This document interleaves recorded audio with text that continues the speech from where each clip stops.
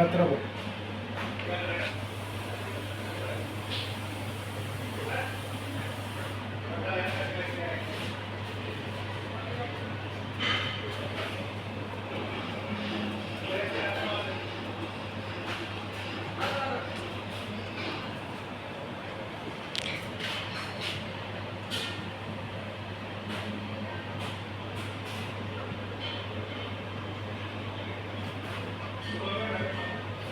குமார் பேசுகிறேன். பாருங்கள், இது பர்மலா சீஸ் சிக்கன் பண்ணுறோம். குவான்டிட்டி இது எப்படி பண்ண பாருங்க. இது சிக்கன் கட் பண்ணிவிட்டு மேரினேட் பண்ணியிருக்கிறோம். இது மைதா ரோல் பண்ணியிருக்கிறோம். இது மைதா, இது எக்கு, இது பிரெட் கிராமு. இதில் பீட் பண்ணுறோம் பாருங்க.